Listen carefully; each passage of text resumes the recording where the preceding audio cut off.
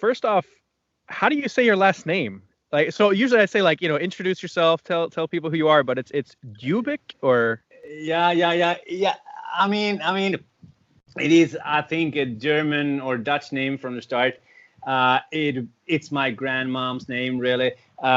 So I guess in Germany you say Dübeck, but in Sweden people really they say Dübeck with E sound, Dübeck. But internationally, I prefer to say Dübeck, as you say, because it's a lot easier for people to understand, because people don't understand these two dots above the U. so you're part of Lilou and John. This is your wife. You guys make music together. You're Yeah. nationalists. Do you Uh, mind just giving an introduction? yeah. I'm John. Uh, most people, I don't think most people think of me in any ideological sense, really. I don't anyway. Um, I'm mostly fed up with this kind of retarded mass media culture, this big supermarket culture that we have today, this global market culture where everybody from Kuala Lumpur to Los Angeles should eat the same thing, dress the same way, listen to the same music. I hate that, and I hate everything that creates that bland, that very bland mass global culture. So when we started making music, me and Lilou, 3 years ago, we've been married since 2009,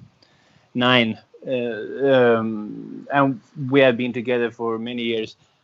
And we decided to start recording music because she has this beautiful voice, and I like to write song lyrics, and I play the guitar, and not too well all the time, but still I do. And we started to make music, and we decided very quickly that we wanted to do something that normally isn't recorded nowadays. And we discovered pretty quickly that people aren't familiar with our sound, really. People aren't familiar with it. It sounds odd. People didn't recognize it. And it took me some time to realize that the problem is that we have a sound that I believe originates in a much older tradition than the kind of music that is recorded these days. So in that sense, I am like the nemesis of modern music. I like to think of me that way anyway. I don't know if I am, but it's a nice description. It's hard to pin you guys down because you're always changing genres and you have a lot of influences. And one of the albums, there's a few songs that sound like, to me, it reminds me of like the Dresden Dolls, but you have a lot of like, again, to me, maybe I'm wrong, but it sounds like there's a lot of like ska guitar riffs, where it's almost like that percussion. You have like it's like old protest folk punk kind of stuff. It's beautiful. And now your newest album is an EDM album, which seems like it's coming out of left field. So yeah, that's awesome, man. Can you tell me a little bit, who's Zara Linder or Leander? Leander. Oh, she's the most politically incorrect Swedish singer throughout history. She was basically a Swedish woman who performed in the 1930s, and she wanted to sing, period. She wanted to sing, and she wanted to sing songs to people because she loved singing. And she ended up singing a bit to the National Socialists in Germany and got acquainted with, I think, Goebbels and such. And she wanted to sing. She just wanted to sing.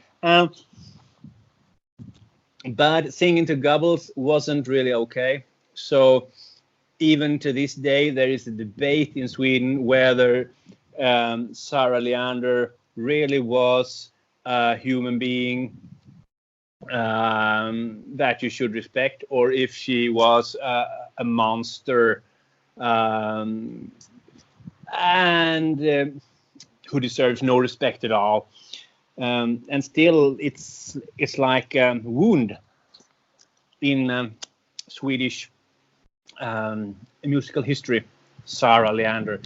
I like her because she had a very dark voice. She had this kind of alto voice that Lila has, and I appreciate that. I don't like her songs because I think they were kind of boring, but I like Sarah.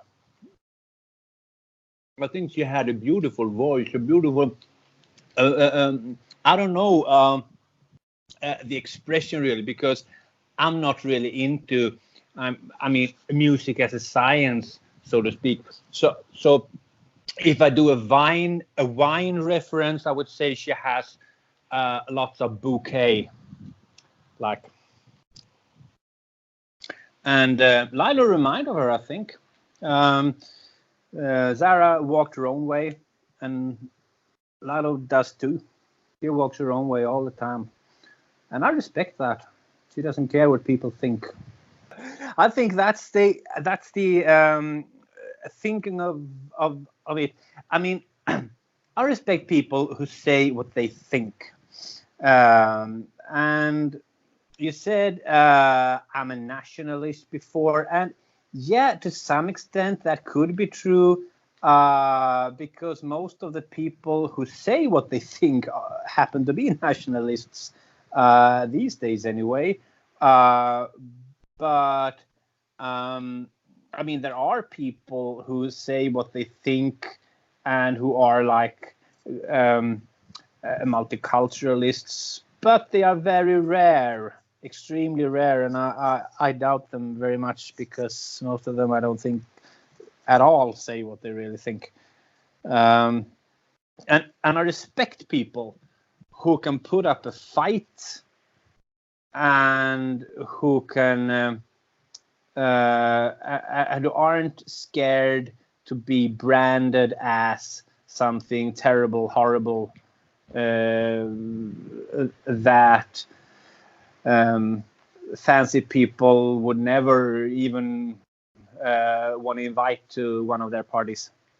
Yeah. So speaking of which, I think this is a good little moment a good little segue to put in that song.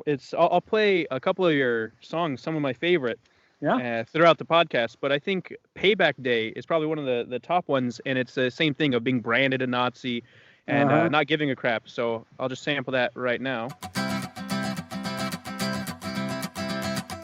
Betrayal, yes, love was betrayal. Assure her that's where you were born. Born to a life of indifference, prejudicial violence and scorn. You learn that trust was a bastard. Try to rise after each blow. Crawled in the dirt on your knuckles. You swore you're the last one to go. And they called you her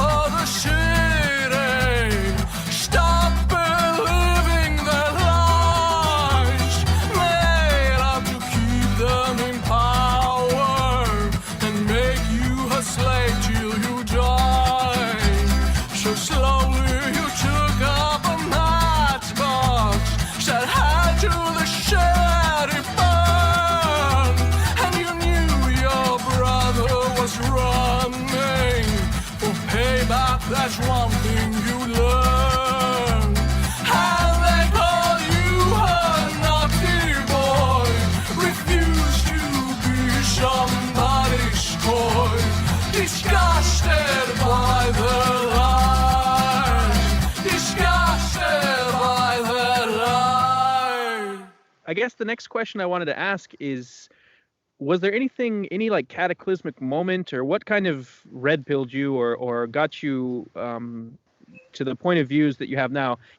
And part of the reason I also ask for people to kind of introduce themselves is because I don't want to pigeonhole people. And I think it's really easy to just kind of label and say, well, you're a nationalist, or well, you're this. And a lot of people have nuanced opinions, and we don't really fit, just one right wing little box. And I've found a lot of people, the horseshoe theory seems to be true, that the further right wing they go, the more that they kind of identify with the left a little bit on a few things like just nature and appreciating nature and climate change, for example. That's not a left or right issue, even though the powers that be like to have this false dichotomy and these kinds of fake divisions. So anyways, what I guess brought you to the point of views that you have today? Me marrying Lilou. That was basically it, because she has always said what she thinks, and she's extremely interested in people.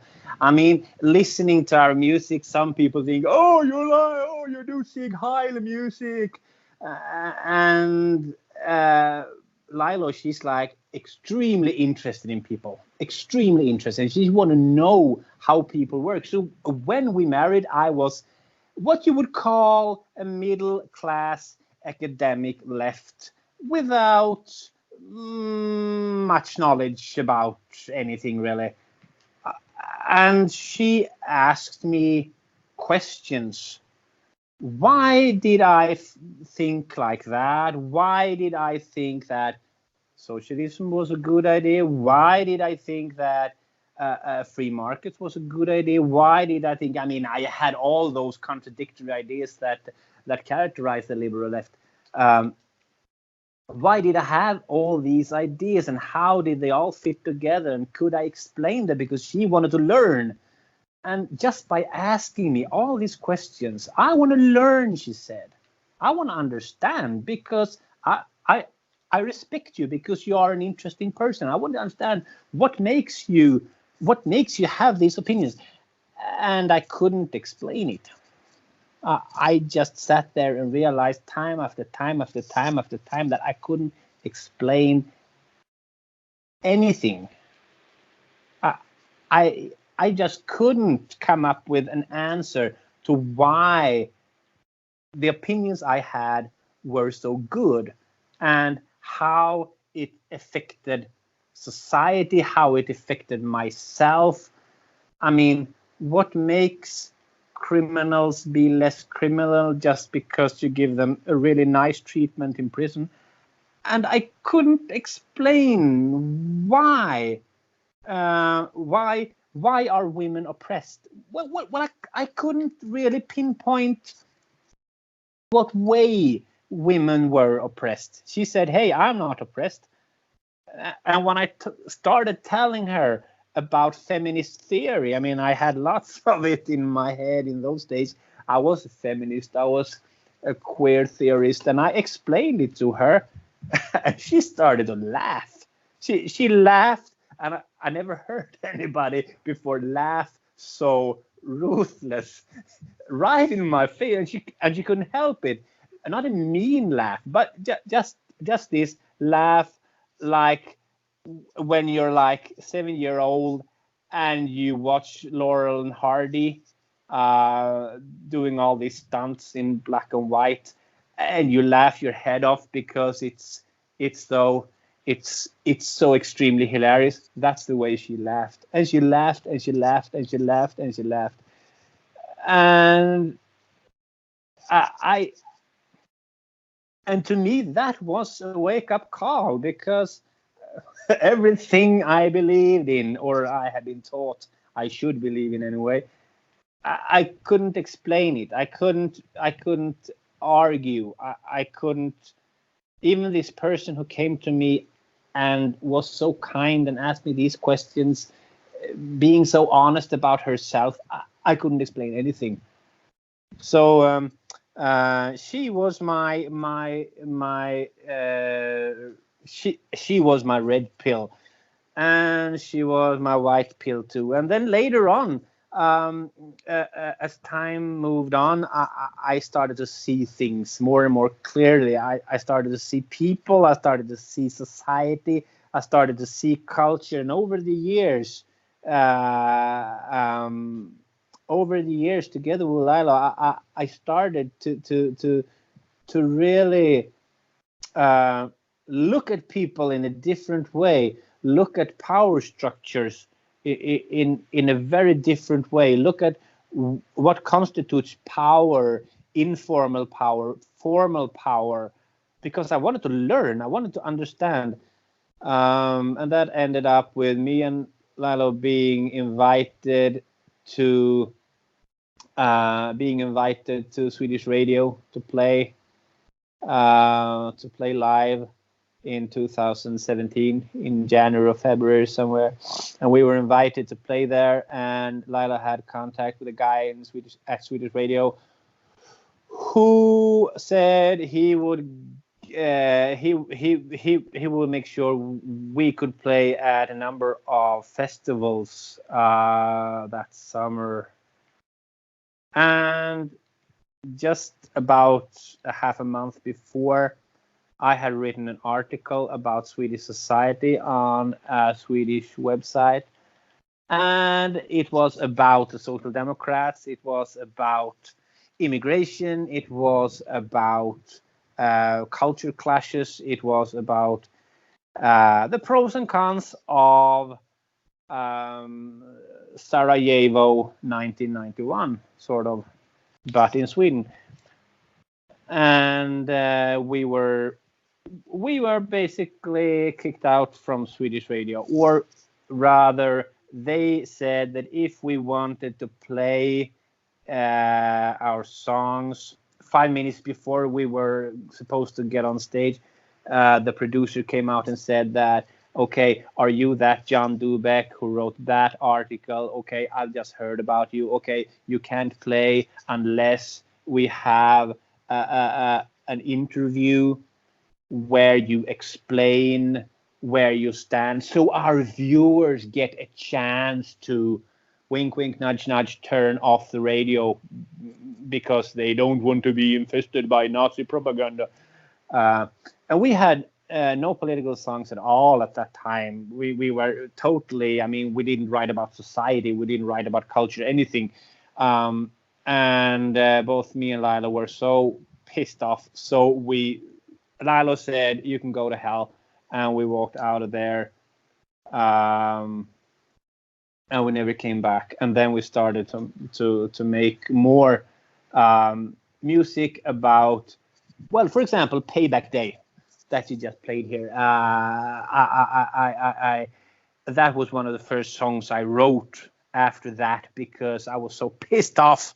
And when I saw the system come crumbling down on my head, and I just felt they are not going to get away with this. Yeah. And we said to each other, we stopped the car 5 minutes after we left Swedish radio. We stopped the car by the side of the road, sat there talking, and we looked at each other and we said, they are not going to get away with this.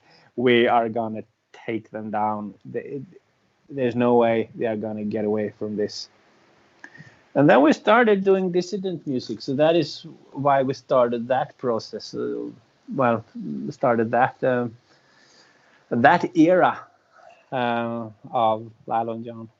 So I guess, I mean, a couple things is that I think right off the bat, what comes to mind is the Socratic method that your wife used to red pill you. I think this is why the left, or for lack of a better word, the left, and when I mean the left, I mean the people in power, global homo, the neoliberals, neoconservatives, whatever you want to call it. The people who, like you said, it's kind of counterintuitive that they love free market, but at the same time, they advocate this kind of neo-Marxist stuff. So anyways, for lack of a better word, the left. Okay. So it seems it makes sense why they're just so desperate in trying to shut down conversation.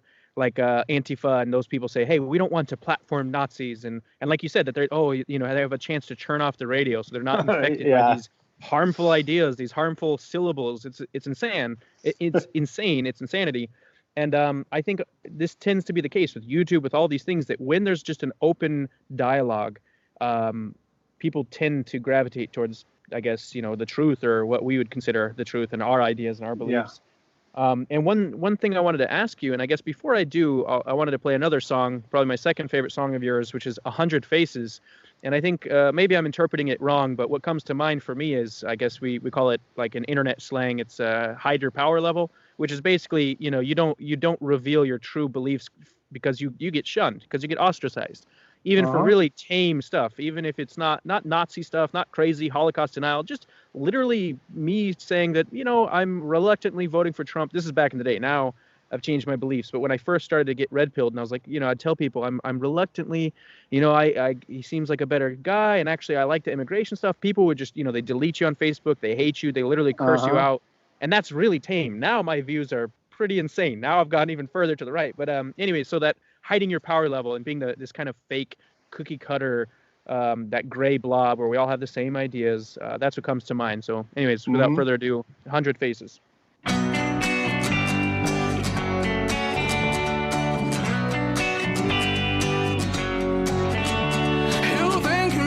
Part of me that is not scared anymore. Trapped behind my 100 faces shine.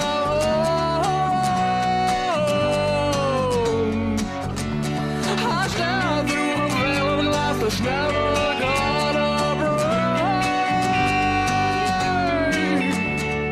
On the outside, I'm just a what you wanna find.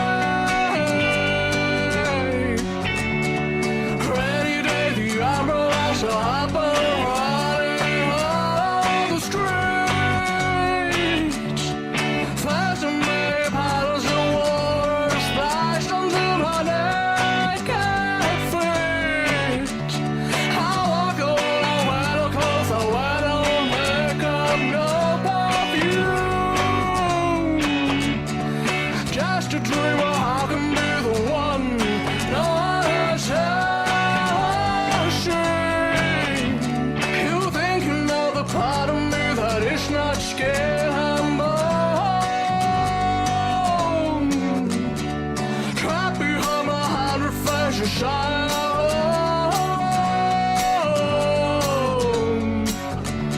I stand through a veil of life that's never gonna break. On the outside, I'm just the one you wanna find.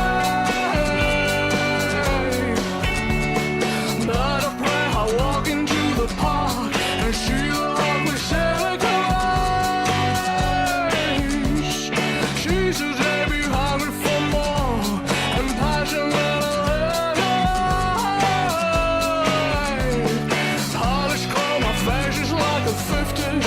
Big American girl. Just a dream, I have a fading memory, a perfect songs of a shame. You think you know the part of me that is not scared anymore. Trapped behind my 100 faces shine.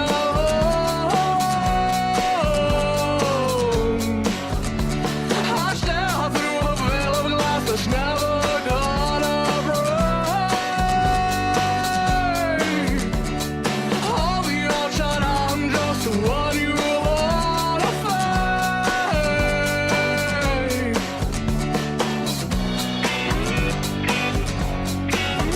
I'm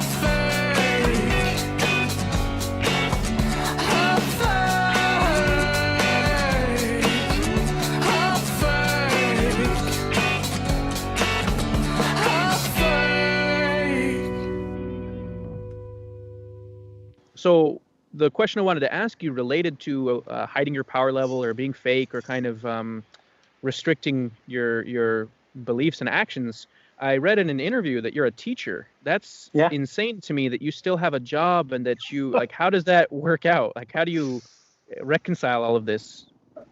Well, it's a job. Um, uh, well, when I apply for a job, I always get the question sooner or later from the principal, or another question actually, more of like a warning. I've heard that you have right-wing ideas, nationalist ideas, you're covert Nazi, you're blah blah anything. You know the difference between work and privacy and private life, job time, spare time. You do what you want in your spare time, but not during job hours. And I say, yeah, I know that. And if the discussion moves further on, we get into stuff like science versus Marxist liberal blah blah, middle class mumbo jumbo, and then the discussion stops, because the thing is that I never get provoked into saying something that I don't mean. And I think, and this might be wrong, but I think that many people, when they come into that situation, that they are accused of all those stupid things, they get provoked and they get into a debate and they start saying stuff they don't mean, just because they get angry. And I'm not like that, because they provoke me or they try to provoke me. I don't fall for that. I debate with them. I argue with them. I use logic on them. And it always ends up with them saying, okay, do what you want during your spare time, but don't mix it with school business. And then I say, fair enough. I don't care about that. I don't promote myself as the teacher. I don't sort of use my position as a teacher to sort of move further in our music career. In fact, we try to, when we promote Lilou and John, we try not to mention our day jobs, because we think that has nothing to do with it. But I mean, Sweden is one of the most politically correct countries in the world. I mean, it's like Ontario, but worse, I think.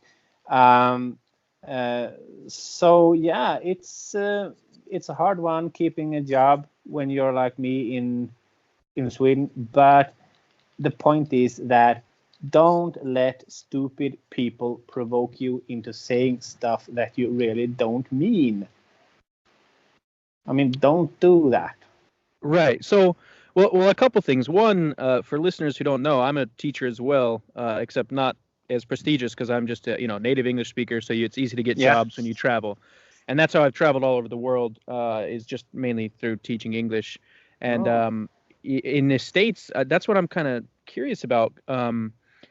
Well, okay, a couple things. So first off, as far as having people provoke you, amen. And I have the utmost respect for people who can control their emotions. Like, for example, I watch debates with people, or they're supposed to be interviews, but they're basically debates, like with someone like Jared Taylor, who's a race realist, and they'll ask him, and they're clearly trying to evoke emotions. They say, how would you feel if your daughter married a black guy, and trying to, and like, what if she came home with a black guy or went to, and they're trying to get this kind of guttural response, and he just dodges. He says, nope.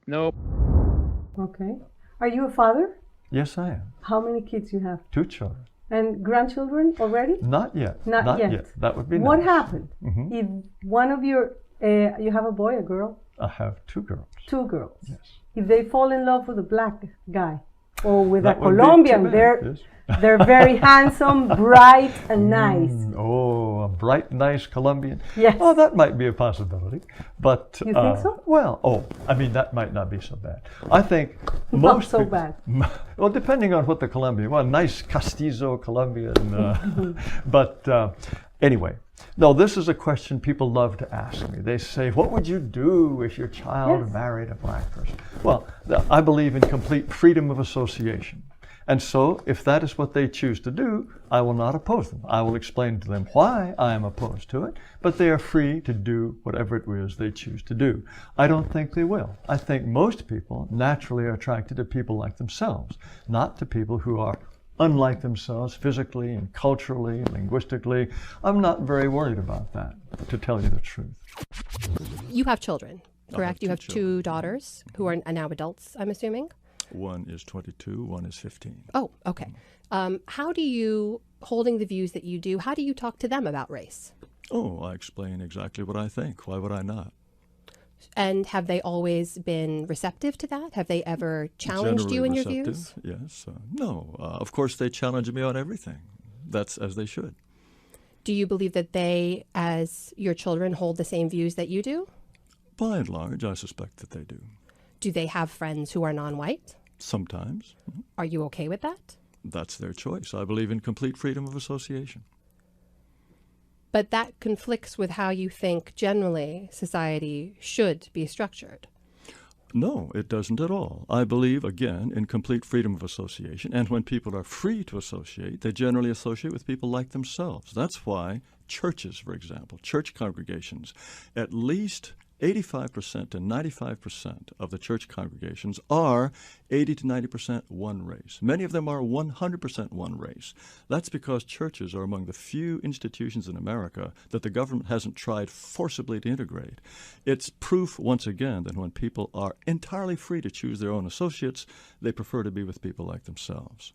And when people are entirely free, that is the way they will behave, and they should not be criticized for doing so. Now, if people wish to mix it up, I say God bless them. They, on the other hand, should not consider themselves the moral superiors of those of us who prefer to be with people like ourselves, and the law should not be written in a way to penalize that very natural and healthy preference. You are okay with your daughters having black or Hispanic friends? If they wish to have them, they're welcome to have them. As I say, I believe in complete freedom of association. By and large, Would you be okay if your daughters married or dated black or Hispanic people? I would prefer that they do not do so, but I believe, again, that they should be completely free to choose, and insofar as they are free to choose, by and large, they spend their time with people like themselves, namely white people. And just keeps it to the, and he says, well, that's their choice. And I just like, man, I wish, because I'm pretty emotional. I get heated, but I do my best to try to be like your wife, do the stoic, or not the stoic, the, what is that, the Socratic method, ask questions and just be calm, but I'm not always that way. The other thing I was going to say is that I wonder how bad Sweden actually is. If you can, and again, well, honestly, I can cut all this out. If you want to just keep your job out of it, we can just cut it. But it's up to you. But really quick, because I feel like in the States, if people found out, you'd be fired. Which makes me wonder. I visited Sweden about 3 years ago. And it's tough to say, because we get in an echo chamber online and we watch these videos and the YouTube algorithm keeps showing you these videos of like, the migrant crisis, this and that. And it is bad. And I told myself it's not, it's bad, but it must be just, I'm watching the outlier videos, the most extreme videos. And so I didn't think it would be as bad as it was. And then I visited Europe for the first time. And it was that bad. I went to Paris and it was like Saudi Arabia. Everyone's wearing a niqab. And I was like, holy shit, this is not just Breitbart or YouTube, neo-reactionary clickbait. This is literally what's going on. But to be fair, I've never been to the UK. I know Paris is pretty extreme and every big city's like that. But I was in Stockholm. There were a lot of migrants, but it wasn't, I didn't see it as so extreme. So I'm just curious, what are your thoughts? I mean, you've traveled around.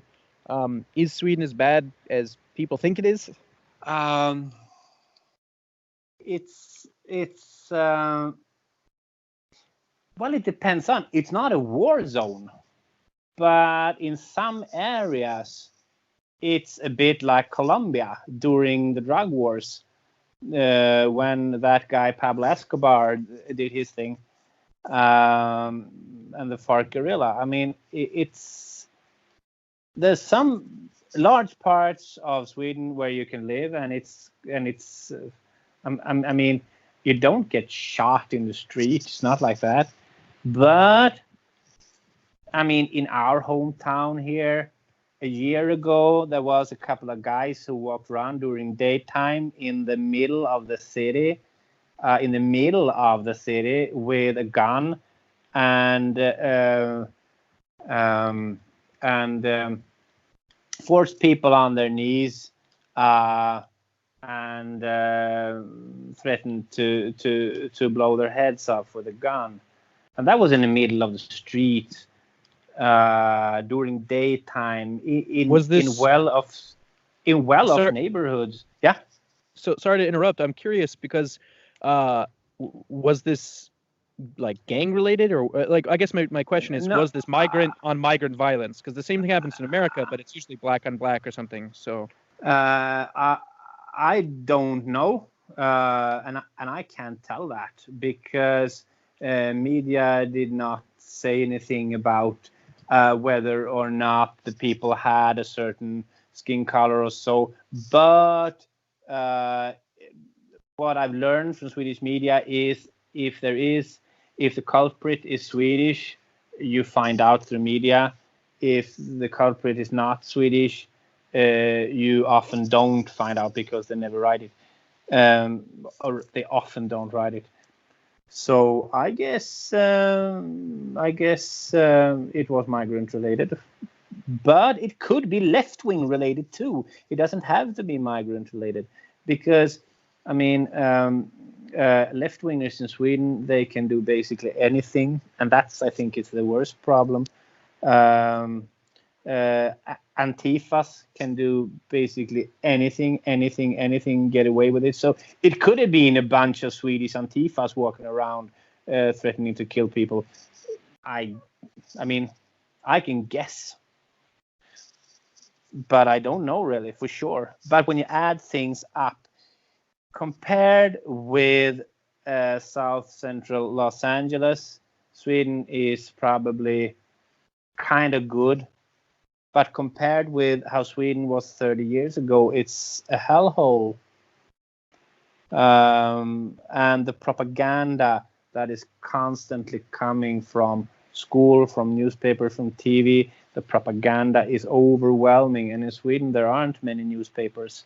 It's not like in America, where you can have this megalodon Breitbart that, or in some ways Fox News. I mean, they're not as right wing as Breitbart, but they do. There is a bigger diversity in America. In Sweden, there isn't, and there has never been. Basically, everyone is left wing in Sweden, and I think that is the bigger problem. And I think the reason why Sweden isn't always as bad as they write it is because all those groups who tend to use violence to get their will, they get all they want, so they don't have to use that much violence. But on the other hand, the day the money stops pouring out, well, the moment our tax money doesn't cover everything, and there's a financial crisis, etc., then I guess we will have more like maybe not the Yugoslav civil war kind of scenario, but there will be a place where I don't think people will want to live. I think there will be a giant exodus from this country when that happens, because all those groups who now stay pretty calm because they get all they want will start using violence to get what they want, because the money ain't coming in from social service, from the government any longer. So yeah, I guess that kind of answers the question right there. That the biggest issue. I don't want to downplay the violence because that's clearly the top priority, the worst. But I think yeah, I felt that as well. It's almost it's cliche at this point to say, but 1984-esque kind of environment. Because when I went to Sweden, I was hanging out with people. We had like a little dinner party, like wine at someone's apartment, and I could just feel the tension because I was saying all sorts of crazy stuff. Not again, I say crazy. I was just talking about basic nationalist stuff, just like, hey, well, I hear the immigration's bad. What do you think? Just like nothing Nazi, nothing racist, just trying to have an honest conversation. Like, how is the immigration affecting you? And everyone was just like, ooh, they gave me this look. I could just feel the tension, like, don't you dare say that. And they kind of explained to me. And I think once they realized, oh, this American guy who just, there's the more sense of freedom, almost to a fault. Americans, we have that the image of being the like loudmouth, like we're number one, and we just say what we want, So it's to a fault, but also I think once they realized that they're with me, they could kind of let their guard down. They would explain the situation. And they told me too that you don't dare kind of say your opinion. There is this kind of like really private PC kind of self-censorship, but also the like you said, the institutions. It's only the Overton windows, this small little prison, or I don't know what else to call it. So I wanted to play another song really quick. One of my other favorite ones, which is 9/11. I just really like the rhythm and the music to this. It's beautiful. You close the door to the chamber where everything stops. You turned on the gas with a hand you stole from the Savior. You let a smile crawl like an angel past your cheekbone when you heard the news that was lost to Königsberg. The teddy rifle was just water. Oh God, what have I done? You knew right from wrong, you said, and raped the pale young woman. Then you watched her die in a mass grave in Colima. Her hands lost their grip on a baby clinging to her. They turned into ice as you saw the winter come. The dead rifle was just water. Oh God, what have I done? You boarded the plane with a smile of a school child, sat next to an 8-year-old girl from Iowa. Then you and your brothers took control of the airplane. Heard the screams in panic as you saw New York. The teddy level was just water. Oh God, what have I done? The teddy level was just water. Oh God, what have I done? The teddy level was just water.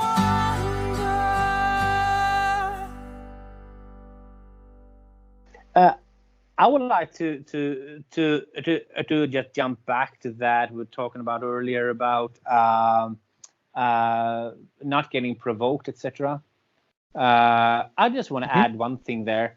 One of the most important things that I have seen, or one of the most fascinating things I've seen, is when I looked at sort of left-wingers, right-wingers, conservatives, nationalists, socialists, liberals, neoliberals, neoconservatives, etc., all of these people, is that people often stick to the stereotype.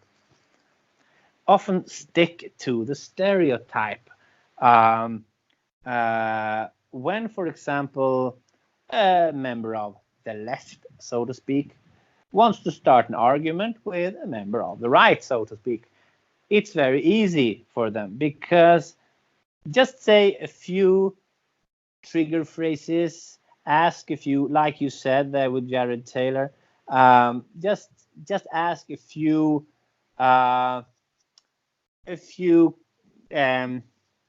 questions, and you get the right winger or the left winger to go into all out left wing or right wing mode, and you get this stereotype, you get this stereotypical answers, you get this stereotypical reasoning.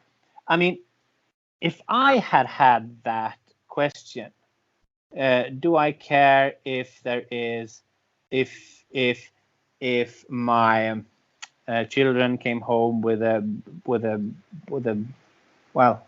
black spouse, and Jared Taylor said, well, that's her choice, I would say, I don't care as long as it's not a left winger. And if it's a left winger, okay, I can live with that too, but I will have a serious conversation. And when I answer in those ways, the left winger always get stuck, because they don't know how to move on from that, really, because it's not the answer that they expected. And I think one of the most important things when talking to left wingers, I think, or talking to people in power, basically, is that if you give answers that are outside of the stereotype, give answers that they basically didn't expect, because they are prepared for a conversation going in a certain direction, because they have a neo-Nazi here and they are going to have a neo-Nazi conversation. And they find out that the answers they receive are something that they never expected, but are still, they get all those answers they didn't want to have, but they get it in a way that they definitely don't want to have, because it comes from another angle. And I don't know if I can explain it better than that, but surprising left wingers, I have found, is one of the key points in the key factors behind me keeping my job, because I never let them provoke me into becoming that stereotypical right winger that they want me to be. So I think part of it too is that a lot of them have never actually come across someone in real life like that. They only know the straw man that the media says, because I found the same thing, that just, again, not even trying to do like debate tactics and throw them off guard and churn it around, and just having an honest conversation. They think you're going to be one way, and you go, no. Like one thing that throws people off is when I don't defend Trump. They want you to, they want it to go into this certain direction, and I go, no, screw Trump, whatever, I get it, he's a goofy guy, he says goofy stuff, sure, okay, let's talk, let's just stick to the issues. Or I'll again, instead of playing team sports and saying like, no way, and like you said, fitting the stereotype, and I go, no, climate change is bullshit, or again, whatever the issue they want me to fit the box into, I'll just say, no, okay, and you agree on certain things, and they're kind of taken aback, they're like, oh, okay. So you're not this evil Nazi. You don't want to just burn oil and throw it into the ocean, or whatever this kind of cartoon image they have in their head of you. They go, oh wow, you're actually friends with Mexicans. You just you want immigration to be more reasonable. Okay, like I think anybody who's actually willing to have the conversation will be taken aback. Like we were saying, it's basically the free speech kind of is the solution.